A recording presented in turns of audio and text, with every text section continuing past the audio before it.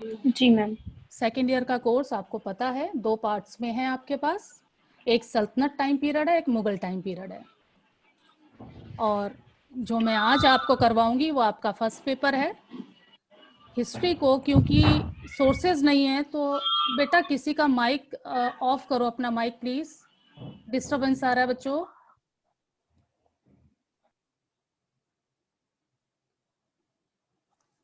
History में यदि sources नहीं है ना तो कोई भी स्टोरी हिस्ट्री नहीं होती। और जो बेस होता है किसी भी टाइम पीरियड को जानने के लिए वो सोर्सेज होते हैं। इसलिए हमने सबसे पहले, आपके सिलेबस में भी है और हमने भी सबसे पहले सोर्सेज लिए हैं, ठीक है। उसमें हमें ये पता चलता है कि ये जो इस समय जो इतिहास हमने लिखा हुआ है, जहां तक हमारा मध्यकालीन भारत के इतिहास की हम बात कर रहे हैं, तो उसका साधन क्या है, हमें कहानी कहाँ से पता चली। केवल दादी माँ ने कहानी सुनाई ऐसा नहीं है, हमें कहीं ना कहीं से उसके स्रोत जरूर पता होने चाहिए। और ये सोर्सेज जो हैं अलग अलग रूप में हमें दिखाई देते हैं। कई बार हमें बिल्डिंग्स के रूप में दिखाई देते हैं, कई बार हमें लिटरेचर के रूप में दिखाई देते हैं। और इन्हीं सोर्स को हम एक तरह से वर्गीकरण करते हैं, एक तरह से हम उसे इकट्ठा करते हैं, उनको एनालाइज करते हैं एक दूसरे से, और उसके बाद हमारा इतिहास निकल कर आता है। मैं उसी चीज को लेकर आई हूँ आपके सामने थ्रू पीपीटी, मैं इस चीज को प्रेजेंट करूंगी। कोशिश की है, आप देखिएगा, शायद इससे आपको निश्चित लाभ मिलेगा।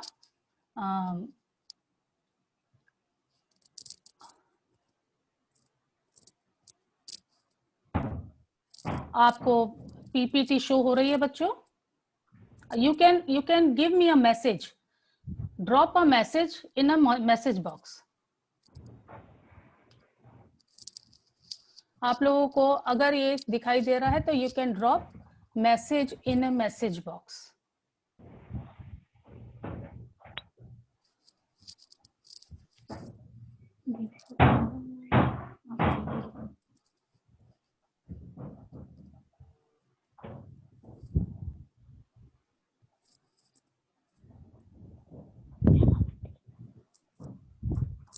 ठीक है,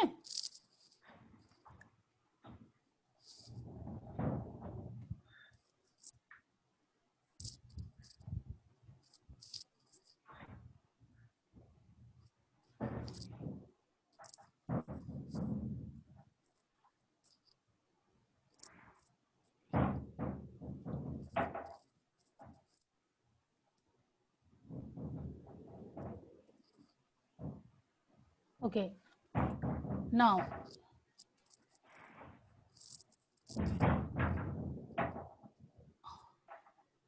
okay, आपको दिखाई दे रहा है बेटा मध्यकालीन भारतीय इतिहास के स्रोत दिखाई दे रहे हैं?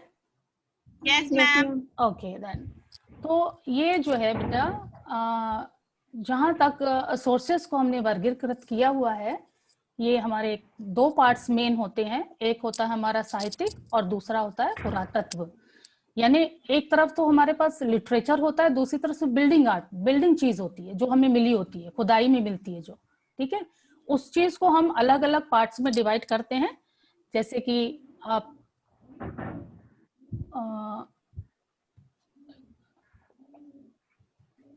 लुक एट दिस, हमने इसको साहित्य को और पुरातात्विक दोनों को अलग अलग डिवाइड किया हुआ है, जिसमें साहित्य में भारतीय स्रोत, विदेशी जो हमारे यहाँ आते हैं वो स्रोत, और साहित्य मान पत्र। अब इनमें क्या डिफरेंस है बेटा, आप अपने माइक ऑफ करिए प्लीज। इसमें क्या डिफरेंस है Reema? Yes ma'am. Mic mute कर रहा, हाँ। इसमें क्या डिफरेंस है, जो भारत में रहने वाले होते हैं वो जो लिखते हैं उस लिटरेचर को हम भारतीय कहते हैं। वो भारतीय फारसी भी हो सकते हैं, अरबी भी हो सकते हैं, संस्कृत भी हो सकते हैं, हिंदी भी हो सकते हैं। और जो शाही फरमान है हम इसे प्राइमरी सोर्स कहते हैं, क्योंकि ये जो फरमान हैं ये राजाओं के द्वारा जारी किए होते हैं, ताम्र पत्र हैं या विशेष पत्र के ऊपर होते हैं जो हमें उपलब्ध हुए हैं। कुछ डिस्ट्रॉय हो जाते हैं, कुछ मिल जाते हैं।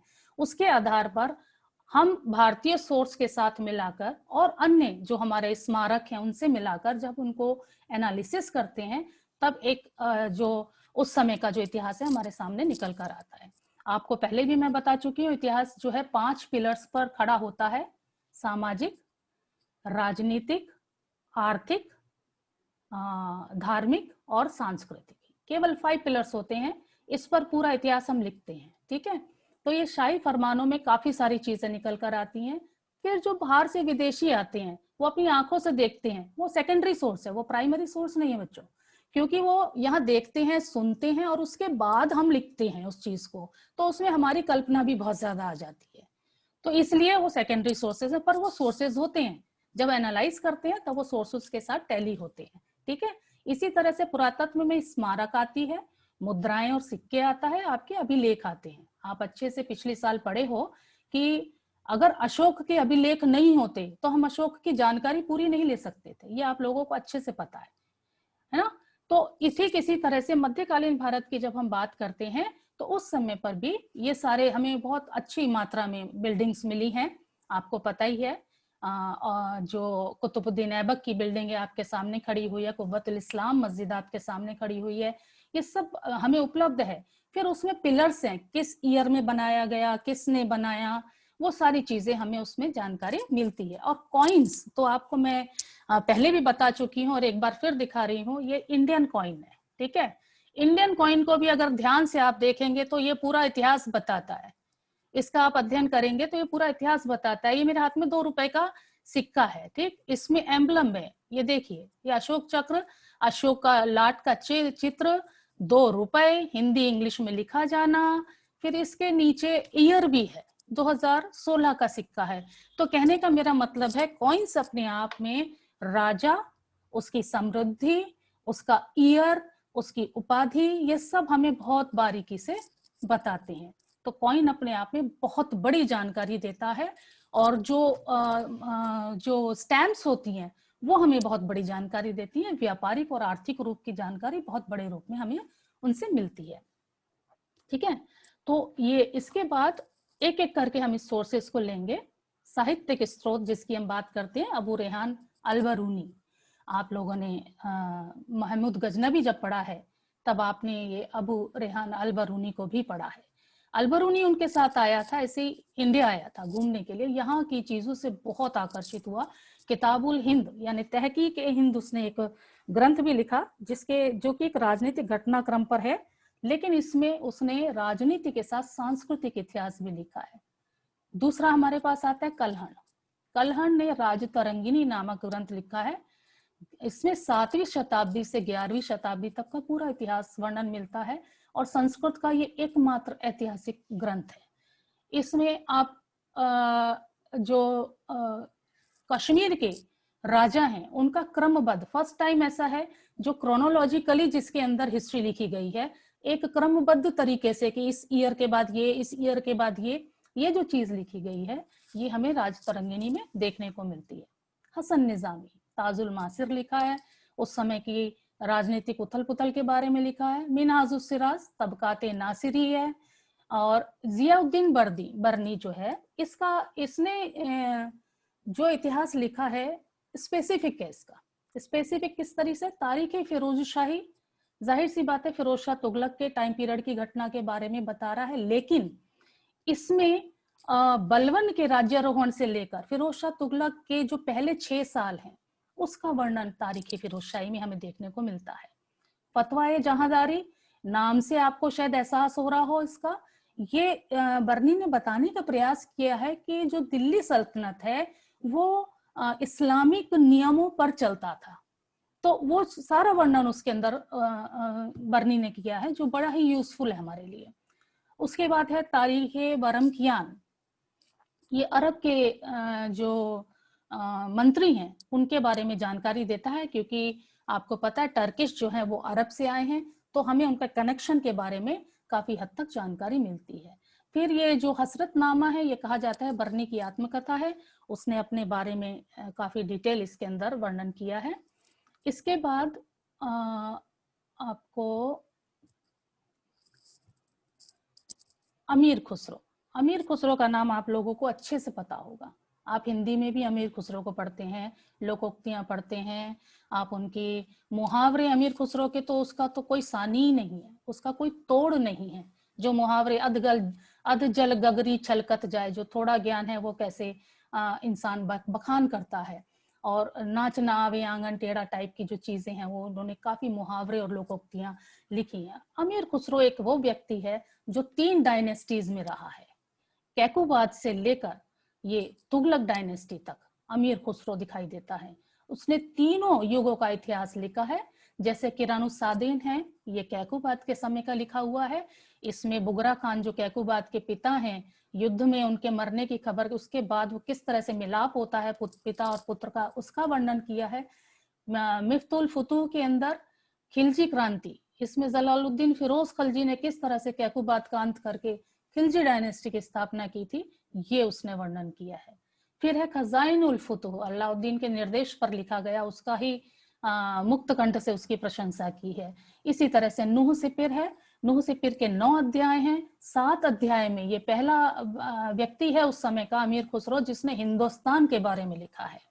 हिंदुस्तान के बारे में बहुत ही डिस्क्रिप्टिव, इसकी ब्यूटी, इसकी संस्कृति के बारे में बहुत खुलकर लिखा है अमीर खुसरो ने। उसके 7 जो अध्याय हैं उसके अंदर गयासुद्दीन गयासुद्दीन तुगलक के निर्देश पर लिखा गया, तो जाहिर सी बात है कि गयासुद्दीन तुगलक की उस समय के राज्य और उसकी संस्कृति के बारे में लिखा गया। स्पेसिफिक राजनीति में तुगलक वंश की स्थापना के बारे में लिखा गया। एसामी ने फुतुह सलातीन लिखा है जो कि तत्कालीन हमारी जो संस्कृति उस पर प्रकाश डालता है।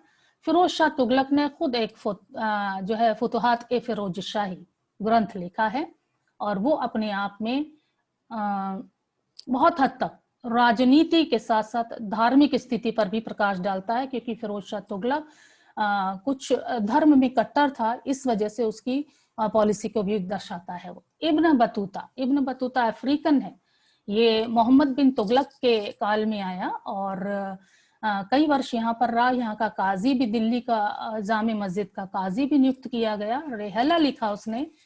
ये इब्न बतूता ही वो व्यक्ति है, ये वो काजी है जिसने कि ये लिखा था कि मोहम्मद बिन तुगलक 2 विरोधी कैरेक्टर का व्यक्ति है, यानी जितना उदार है उतना क्रूर है। ये इब्न बतूता ने फर्स्ट टाइम अपने उसके अंदर रेहला में इसको इंगित किया था। अमीर हसन सिज्जी, फवादुल फयाद, हमीद खलंदर, खैर अल मजालिश, शम्स सिराज अफीफ, तारीख फिरोज शाही, ये सारे वो ग्रंथ हैं जो उस समय की सांस्कृतिक स्थिति को दर्शाने के साथ साथ राजनीति और धार्मिक अर्थव्यवस्था इसके बारे में भी हमें बताते हैं। ये जो चीज है ना बेटा, एग्जामिनेशन के लिए काफी सही है और मैं आपको ये पीपीटी भेज भी दूंगी। आप चाहें तो इसको एक अलग उसमें नोट कर लीजिएगा या अपने लैपटॉप के अंदर आप एक कॉलम बना लीजिए जिसके अंदर ये आप डालते रहें। आपको आगे जाके भविष्य में फायदा देगी बेटा। अब ये जो बात किया था विदेशी वृतांत की, हम बात कर रहे थे ना कि विदेशी लोग यहाँ पर आए। देखिए कुछ छोटी चीजें ऐसी मिली हैं जो शायद आप लोगों को नहीं पता होगी, मैंने प्रयास किया उसको। भारत में हर युग में, इस युग में नहीं, हर युग में विदेशियों का आगमन हुआ है। जैसे आपने प्राचीन काल में पढ़ा था फाहियान था, वेइनसांग था, इत्सिंग था, तो ऐसे कई सारे विदेशी यात्री हमेशा से आए हैं। भारत हमेशा एक आकर्षण का केंद्र पहले भी था और आज भी है। आज भी लोग यहाँ घूमना पसंद करते हैं, यहाँ की संस्कृति को देखना पसंद करते हैं। तो ये वो विदेशी यात्री जो कि अरब से, चीन से, यूनान से, पर्शिया, टर्की, यूरोप, सब जगह से हमारे यहाँ पर मध्यकाल में भी आए थे, उनके जो संस्मरण है, उनके जो वृतांत हैं, वो हमारी भारतीय संस्कृति के ऊपर काफी हद तक प्रकाश डालते हैं। राजनीतिक, आर्थिक, सांस्कृतिक दृष्टि से काफी महत्वपूर्ण है ये। और प्रमुख विदेशी जिनको हम कोट करते हैं, अलबरूनी, जैसा कि मैंने आपको बताया है कि अलबरूनी इंडिया आया तो पहले तो वो केवल एक विजेता उसके साथ आया था, महमूद गजनबी के साथ, पर यहाँ काफी प्रभावित हुआ। किस चीज से? यहाँ के खगोल शास्त्र से। वो हमारे यहाँ के खगोल शास्त्र से काफी हद तक प्रभावित हुआ और उसने एक सूर्य का जो तारामंडल है वो उसने प्रस्तुत किया। ये मुझे मिला है, मैं आपके सामने दिखा रही हूँ। आप देखिए, ये इसको जो चांद की, आपको पता है अभी भी ईद गई है, ईद चांद की अवस्था के हिसाब से मनाई जाती है। चांद को देखकर मनाई जाती है। तो चांद की विभिन्न अवस्थाओं को दर्शाने के लिए उसने एक किताब जो लिखी थी, किताब उल हिंद लिखी थी 11वीं शताब्दी में। उसमें सूरज का पूरा ये तारा सूरज मंडल बनाया है ये, और इसको उसने अरबी और फारसी में, देखिए यहाँ और यहाँ दिख रहा है, ये यहाँ और यहाँ, उसने अरबी और फारसी में इसे आफताब लिखा है। जो हम आज यूज करते हैं ना सूरज के लिए शब्द आफताब, ये यहाँ हमें दिखाई देता है, जो कि उसने अपनी किताब के अंदर और अपनी बहुत सुंदर नक्शे की तरह उसने इस चीज को दर्शाया है। इसके बाद हमारा ये है हमारे जो यहाँ पर आए मार्को पोलो, नाम आपने पहले भी सुना होगा, वेनिस से आया था, और उसने स्पेसिफिक दक्षिण भारत के बारे में लिखा है। दक्षिण भारत की समृद्धा, जो उसकी संपत्ति है, जो आर्थिक स्थिति है, और उसका समुदाय सामाजिक स्थिति है, उसके बारे में उसने काफी वर्णन किया है। और जो वर्णन हमें उस समय देखने को मिलता है, अमूमन वो स्थिति अभी भी दिखाई देती है दक्षिण भारत में। निकोलो कॉन्टी सब जानते हैं, इटालियन था, ये 1420 में भारत आया और 44 तक यहाँ पर रहा था। उसने जो है स्पेसिफिक, आपको याद हो, आपने कभी कहीं सुना हो, विजयनगर एम्पायर अपने समय में दक्षिण भारत में एक बड़ा एम्पायर था। अपनी समृद्धि और अपनी कल्चर के लिए जाना जाता था, अपने साहित्य सृजन के लिए जाना जाता था। तो ये विजयनगर एम्पायर में आया और उसने उसकी विशिष्टता के बारे में स्पेशली वर्णन किया। और उसके बाद देखिए, मैं ये एक आपको मैप दिखा रही हूँ, ये है फ्रा मोरो मैप। फ्रा मोरो मैप जिसके अंदर 3 कॉन्टिनेंट्स हैं, एशिया, अफ्रीका, यूरोप। ये फ्रा मोरो मैप जो निकोलो कॉन्टी है उसके जो स्मरण है, जो उसने आया, जिस तरह से आया, उसके ऊपर काफी हद तक एक 85% उसके ऊपर आधारित है। ये उसकी उसने जिस तरह से, जिस मार्ग से आया, जिस मार्ग से गया, दुनिया को जैसे उसने समझा, ये फ्रा मोरो मैप उसी के ऊपर आधारित है। ये भी हमारे लिए एक बहुत बड़ी चीज है। अपने माइक को कैमरा करो भैया। आवाज म्यूट करिए बच्चों, कहीं से आवाज आ रही है बेटे, आवाज को म्यूट कर दीजिए, ठीक है। तो ये फ्रा मोरो मैप है। तो इसके बाद अब्दुल रज्जाक है जो 1462 में आया, ये भी विजयनगर में आया। काफी हद तक विजयनगर के बारे में हमें जानकारी जो है वो इन विदेशियों से प्राप्त होती है। इसके बाद बेटे कुछ जो हमारे यहाँ आने वाले विदेशी हैं, उनमें कुछ की जो तस्वीरें मुझे उपलब्ध हुई हैं, मैं वो आपके साथ शेयर कर रही हूँ। ये 1973 में सोवियत डाक टिकट है, जिस पर अल-बरूनी का एक काल्पनिक चित्र है। ये ओरिजिनल नहीं है, मगर उन लोगों ने इसे प्रेजेंट किया है अपने डाक टिकट के ऊपर 1973 में, सोवियत रशिया ने। अल-बरूनी का ये चित्र है। इसके बाद जो सेकंड आप देख रहे हैं, 16वीं शताब्दी में मार्को पोलो का एक पोर्ट्रेट तैयार, पहले पोर्ट्रेट्स बना करते थे ऐसे, हम लोग जैसे कैमरा लेके कट पिक्चर खींचते हैं ना, ऐसे नहीं था, पोर्ट्रेट्स बनते थे लोगों के। तो वो पोर्ट्रेट है ये हमारे सामने मार्को पोलो का। और ये है निकोलो कॉन्टी जो कि इटली से आया, जिसके ऊपर जो पूरा जो फ्रा मोरो मैप जो तैयार किया गया, वो नक्शा इसके ऊपर इनके स्मरण शक्ति से तैयार किया गया, इनकी भ्रमण शक्ति से, ये क्योंकि समुद्री रास्तों से आए हैं ये, तो उनसे तैयार किया गया है, ठीक है। अच्छा, इसके बाद है ये, अब आ जाते हैं हम अपने पुरातात्विक स्रोत पर, जो कि हमारे सामने आज भी उपलब्ध है किसी न किसी रूप में। आज भी ये पुरातात्विक स्रोत हमें दिखाई देते हैं बेटे। अगर आप इसे देखें, स्लाइड में आप देखिए, कैलाश मंदिर है, ये कांचीपुरम में आज भी है, ये उसी समय का है, ठीक है। आप देखिए ये द्रविड़न शैली है, ये आप इस चीज को अगर आप देखेंगे, दूसरी तरफ मैंने मंदिर का जो अग्रभाग है, ये मैंने आपको दिखाने का प्रयास किया। ये द्रविड़न शैली, हमारे यहाँ के मंदिर ऐसे बनते हैं क्या बेटे? हमारे यहाँ के मंदिर ऐसे नहीं बनते, हमारे मंदिरों का तरीका अलग होता है। ये द्रविड़न शैली है जो कि एक ही शिला को काट कर, उसको तराश कर फिर सेट किए जाते हैं। आज भी दक्षिण भारत के अंदर जो नींव पड़ती है उसमें पत्थरों का इस्तेमाल होता है, शिलाओं को काट कर बड़े बड़े पत्थर होते हैं, उन पत्थरों का इस्तेमाल आज भी किया जाता है दक्षिण भारत के अंदर। तो ये वही परंपरा में, हमारे यहाँ ईंटें बनती हैं, यहाँ ईंटें दीवारों में लगने लगी हैं। लेकिन नींव में जो है आज भी, जैसे हमारे यहाँ मेटल काट के डाला जाता है ना, रोड़ी जिसको आप लोग कहते हैं, छोटी छोटी रोड़ी, यहाँ बड़ी बड़ी शिलाओं से पूरी नींव तैयार की जाती है। तो आज भी वही शैली यहाँ चलती है, इसको द्रविड़न शैली कहते हैं। द्रविड़न शैली में शिला को तराश कर फिर सेट किया जाता है। तो ये आप देख रहे हैं स्मारक है, मध्यकालीन जो मूर्तियां हैं जो हमें उपलब्ध हुई हैं, इनसे हमें काफी हद तक इतिहास। अब सबसे बड़ी बात है, टाइम रनिंग आउट, क्या बज गया भाई? अभी नहीं, ओके। इसमें क्या है कि ये जो चीजें हमें मिलती हैं,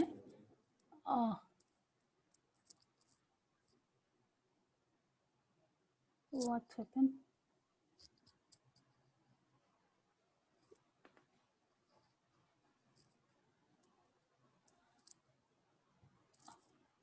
हाँ, इसमें क्या है, ये जो चीजें हमें मिलती हैं, जैसे मूर्ति हमें मिली, उसके ऊपर गहने होते हैं, उसके ऊपर कोई मुकुट है या कपड़े को दर्शाया जाता है, तो हमें वहां की संस्कृति का पता चलता है।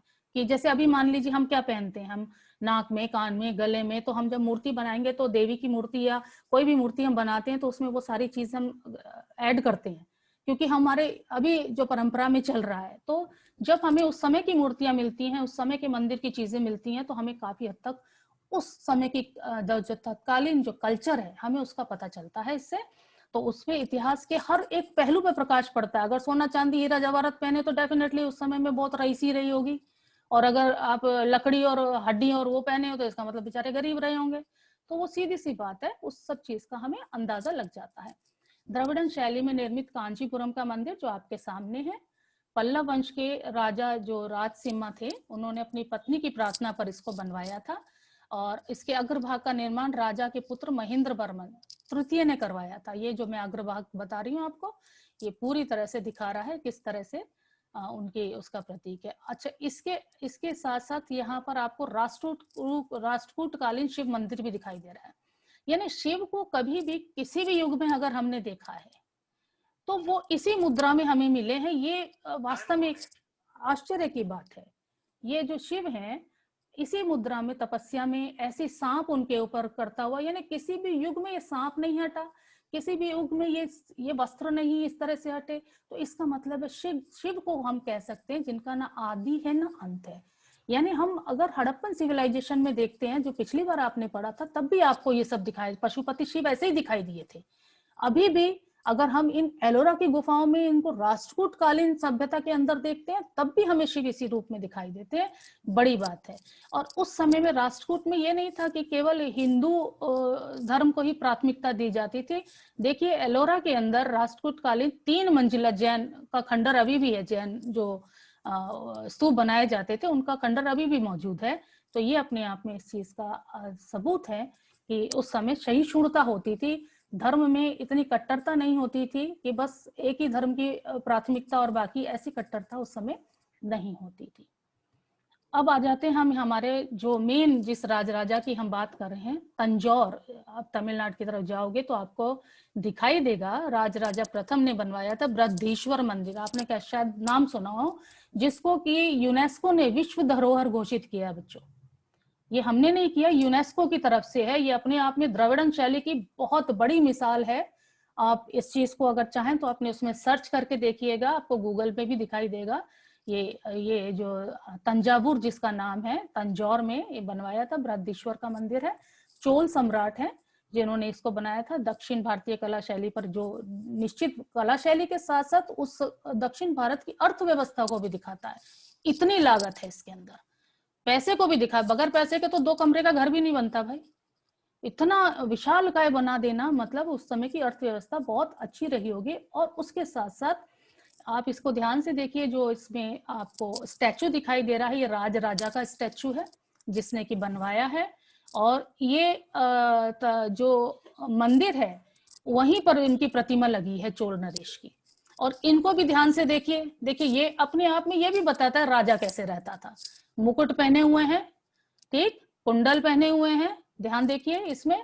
और आप गले में इतना सारा लदा फदा है, इसका मतलब है बहुत रईसी रहा होगी, बहुत पैसा रहा होगा और बहुत संपन्न अपने आप में ये रहे होंगे। तो अपने ये जो सोर्सेज है ना, ये मेन सोर्सेज यही हैं जो हमें ये बताते हैं कि जो इतिहास हम लिख रहे हैं उसमें कितनी सच्चाई है, यहाँ से हमें पता चलता है। इसके बाद आप जब हम सल्तनत काल पर पढ़ेंगे तो सल्तनत काल की बिल्डिंग्स को हम छोड़ तो सकते नहीं हैं। आपको मैं दिखाऊं, ये कुतुबुद्दीन की इमारतें हैं। आपने कुतुबुद्दीन ऐबक से ही शुरुआत करनी है, हालांकि स्टार्टिंग आपकी मोहम्मद गौरी, महमूद गजनवी और मोहम्मद गौरी से होगी, क्योंकि पिछली साल आपने इसको पढ़ा था। तो गौरी, क्योंकि गौरी का सक्सेसर आने वाला जो है वो कुतुबुद्दीन ऐबक है, ये आपको पता ही है। गौरी तो को टाइम ही नहीं मिला, उसकी मृत्यु हो गई। तो जितना दिल्ली के अंदर विजय प्राप्त की थी, हिंदुस्तान में विजय प्राप्त की थी, वो कुतुबुद्दीन ऐबक ने उसको अपने हाथ में लेकर उसको संगठित किया। हालांकि कुतुबुद्दीन ऐबक को हम किंग नहीं कहते हैं, वो किंग्स की जब क्रोनोलॉजिकली लिखा जाता है, इतिहास लिखा जाता है क्रमबद्ध तरीके से, तो दिल्ली सल्तनत के राजाओं की श्रेणी में कुतुबुद्दीन ऐबक नहीं आता। कारण है इसका कारण ये है बच्चों, क्योंकि उस समय खलीफा और खिल्लत हुआ करती थी। जो टर्की का बादशाह होता था, वहां से खलीफा और खिल्लत यानी कि एक परमिशन, खिल्लत इज ए परमिशन लेटर, कि आपको जो इस्लाम जगत में जो लोगों ने विजय प्राप्त की है उनको उस जगह पर राज करने का अधिकार खलीफा देता था, जो कि कुतुबुद्दीन ऐबक ने प्राप्त नहीं किया था। इसलिए अभी आने वाले टाइम में मैं आपको ये भी बताऊंगी कि दिल्ली सल्तनत का वास्तविक संस्थापक हम किसको कहते हैं और क्यों कहते हैं। तो उसमें वास्तविक संस्थापक कुतुबुद्दीन ऐबक को नहीं माना जाता, वहां वास्तविक संस्थापक इल्तुतमिश को माना जाता, अल्तमश को बोला जाता है। उसके भी कारण है, उसका मेन कारण यही है, खलीफा और खलीफा की किल्लत, ये एक बहुत बड़ा कारण है, ठीक है। लेकिन फिर भी कुतुबुद्दीन ऐबक ने अपने को सुल्तान कभी नहीं कहा, वो अमीर कहता था, और उसने कंस्ट्रक्शन वर्क भी काफी कराया, जिससे हमें काफी कुछ मिलता है। एक बड़ा एरिया है, आप देखिए, अगर यहाँ पर आप देखेंगे कुतुब मीनार को देखेंगे, तो यहाँ पर आपको ये कुतुब मीनार के साथ में कुव्वतुल इस्लाम मस्जिद भी लगी दिखाई दे रही है। ये कुव्वत क्षेत्र है पूरा। इसमें कुतुबुद्दीन ऐबक ने कुतुब मीनार को बनवाया, और आपके ये जो मस्जिद बनवाई। इसके अलावा अजमेर में जो 2.5 दिन का झोपड़ा, आप लोगों ने नाम सुना होगा कि कहते हैं 2.5 दिन में बनकर तैयार हो गया। ये एग्जैक्टली जो है 2.5 दिन का झोपड़ा, जो आपको ये नीचे दिखाई दे रहा है, ये हिंदू मंदिर था, पर क्योंकि उसको अजमेर को जीता, तो उसके बाद वहां अपनी विजय के रूप में ये 2.5 दिन का झोपड़ा 2.5 दिन में तैयार किया उसके सेनापति ने। तो ये जो चीजें हैं, अच्छा, ये कुव्वतुल इस्लाम मस्जिद जो मैं बताई थी, कुव्वत का जो आयता है ये टूटी हुई है। इसके बीच में देखिए लोह स्तंभ दिख रहा है चंद्र का, ये अब इस काल का नहीं है, ये चंद्र का लोह स्तंभ है, जो चंद्रगुप्त को आपने पढ़ा है, ये वो चंद्र का लोह स्तंभ है जो बीच में एकदम कुव्वतुल इस्लाम के बीच में दिखाई दे रहा है, ठीक है। अच्छा, इसके बाद आपको ये अल्तमश है, अल्तमश के समय की बनाई हुई बिल्डिंग है। ये अल्तमश का मकबरा है, जिस इल्तुतमिश की मैं अभी आपको बात कर रही थी कि जो वास्तविक संस्थापक हम इल्तुतमिश को मान के चलते हैं, उस इल्तुतमिश का ये मकबरा है। और मकबरा शैली को अगर हिंदुस्तान में किसी ने इंट्रोड्यूस किया है तो वो इल्तुतमिश ही है। ये मकबरा शैली का निर्माण यहीं से शुरू होता है। उसके बाद आप देखना, मुगल डायनेस्टी जब आप पढ़ेंगे तो अपने जीते जी सारे किंग ने, सारे राजाओं ने अपने जीते जी अपना मकबरा पहले बनवा दिया है। तो वो ये शैली है जो इल्तुतमिश की शैली है, इसी को उन्होंने आगे मॉडिफाई करके और बढ़ाया है इंडो इस्लामिक आर्ट के साथ। फिर आप देखिए बदायूं शहर की एक जामी मस्जिद है, इसकी फाउंडेशन उस समय अल्तमश ने रखी थी, जो बाद में रेन्यूएट होती रही। तो अभी ठीक ठाक स्थिति में है, बहुत बढ़िया स्थिति में तो नहीं है, पर ठीक ठाक स्थिति में आज भी है। इसके बाद आप ये सल्तनत कालीन जो है, ये बीच में ज्यादा कंस्ट्रक्शन वर्क नहीं हुआ, अल्तमश ने कराया। अल्तमश के बाद कोई ऐसा बड़ा कंस्ट्रक्शन वर्क हमें नहीं दिखाई देता है। अलाउद्दीन खिलजी दिखाई देता है। अलाउद्दीन खिलजी ने अपनी विजय के रूप में, जब उसने दक्षिण भारत विजय किया, उसके बाद उसने विजय के रूप में एक जो है वो अलाई दरवाजा बनवाया। दक्षिण भारत क्या है, जब अलाउद्दीन की तो स्टोरीज काफी सारी फेमस हैं, आप चित्तौड़ की रानी पद्मिनी की स्टोरी फेमस है, पर विजय के रूप में उन्होंने एक सिंबॉलिक रूप में ये उन्होंने अलाई दरवाजा बनाया। इसी तरह से फिरोज शाह तुगलक कोटला फिरोज शाह जो आज भी है, टूटा हुआ एक खंडर सा पड़ा हुआ है आज भी, कोटला फिरोज शाह का। ये दिल्ली अगर आप लोग जाएंगे तो आपको ये सारी चीजें दिल्ली में दिखाई दे जाएंगी। बिल्डिंग्स तो बहुत हैं, बट खंडर उपलब्ध है उनके, ये वो मोटी मोटा तौर पे बिल्डिंग्स थी। इन बिल्डिंग्स के अंदर कुछ पिलर्स लगे हैं जिसके बारे में डिस्क्रिप्शन लिखा गया है, कुछ चीजें इस तरह की हैं जो उस समय का जो स्टोन का यूज किया गया है, जो चीजें उनको तराशने का जो तरीका है वो सब दर्शाता है कि उस समय की जो आर्ट है वो किस तरह से, जैसे मोहम्मद बिन तुगलक के समय में बेकार हो गई क्योंकि पैसा ही नहीं था उसके पास, तो वो कहाँ से इस चीज को चमकाता। फिर उसके बाद ये बिल्कुल पतन की तरफ